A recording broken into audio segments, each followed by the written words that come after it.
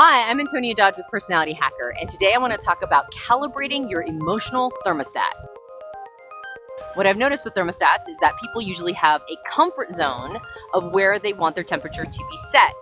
In Fahrenheit terms, it's oftentimes in the late 60s or low 70s, but effectively, people usually want it to be around a temperature that they personally find comfortable. Now, we do the same thing with emotions, but unlike temperature, which already has an association with our biology and little instruments inside of us that want to keep our body at an optimal temperature for its own regulation. Emotions, on the other hand, are learned when it comes to our comfort levels, meaning we're looking for homeostasis there too, but the emotional homeostasis is usually associated with the emotions that we are the most accustomed to. So if you grew up in a household where you had a lot of fighting, or you are used to feeling the emotions that are around sadness, now these are really gross overviews of emotions, but generally, we get accustomed to certain, what I call emotional clusters. Now, if you've ever seen an emotion wheel, you'll see how certain emotions are associated with each other in clusters. And I think of them almost like muscle clusters. Maybe you're a person with really strong legs, or you're a person with really strong upper body. Regardless, that is the muscle cluster that you have a preference for. And so you're going to do all your heavy lifting with that muscle cluster. And the same thing applies to emotions. We tend to have calibrations toward emotion clusters that we are the most familiar with because they feel like strengths to us at that point. So when I talk about calibration, I mean we have a minimum and a maximum of that emotional experience that is our sweet spot. And we're doing it in a specific cluster. So if you're calibrated to a low vibration set of emotions, that means that you're not going to feel comfortable anytime you peak beyond that max. Just like if the temperature gets over, say, 75 degrees in a house, that feels way too warm to certain people, and they'll immediately run back to the thermostat and lower the temperature. The same thing is going to happen with your emotional thermostat. If you start to feel too positive, too happy, you're going to think that something's wrong. Your homeostasis is going to feel out of whack, your emotional homeostasis. You're going to run back to your emotional thermostat and you're going to lower the vibration of the emotions because you're just not used to those. So when you hear people say things like, anytime things get too good in my life, that's when something bad has to happen. Well, what could be happening other than just sheer coincidence is that they were out of their comfort zone, their emotional thermostat comfort zone. Things were feeling too positive. And sometimes we can sabotage ourselves. We can manufacture problems to get back into our calibrated sweet zone. Because it's familiar to us, it becomes comfortable. Sometimes we can wrap ourselves in the comfortable blanket of a truly negative or toxic emotion. That's when we get suspicious. That's when we think people are out to get us.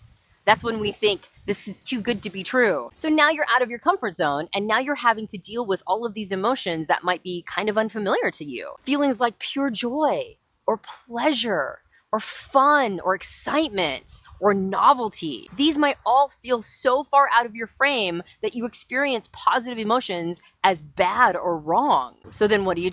Well, the first thing you do is try to figure out where your emotional comfort zone is located. What are the cluster of emotions that you have a tendency to run back to? My recommendation is to look up emotion wheel in any search engine, and you will find a bunch of graphics that reference categories and subcategories of emotions. Find your emotional cluster that is where you have a tendency to be calibrated, and then ask yourself, how high do you allow your vibration to go emotionally? Do you have a tendency to run to something of negative? Do you have a tendency to default to a negative emotion?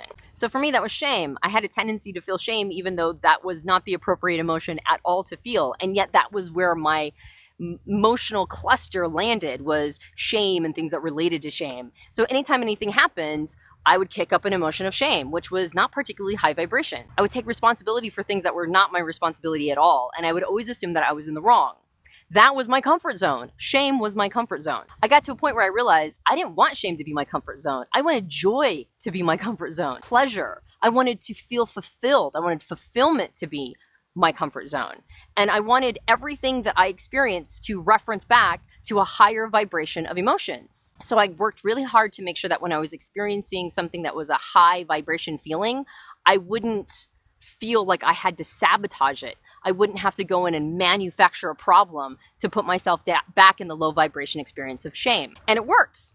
I just allowed myself to be out of my comfort zone. And as you probably have heard, all growth happens out of your comfort zone. So it's not that discomfort means that it's the wrong emotion.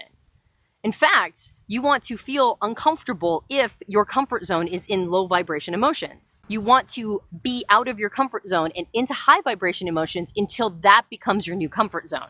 And you do that by pushing through. You do that by not allowing yourself to sabotage positive, healthy emotions. One of the things that I appreciate most about the book, Awaken the Giant Within by Anthony Robbins, he talks about empowering and disempowering rules. The most empowering rule, he says, is the rule that no matter what you're doing, you're gonna have fun doing it. So then ask yourself, what is your emotion cluster? Where are you calibrated? How high vibration emotion do you allow yourself to feel? Can you raise your entire thermostat calibration up so that the lowest feeling that you'll allow yourself to feel used to be the highest feeling you would allow yourself to feel? And so now you're getting higher highs, and now your lows are not nearly as low. Can you just move your entire thermostat up? And can you feel more empowered feelings? Thanks for listening. I'm Antonia Dodge with Personality Hacker, and I'll see you on the next video.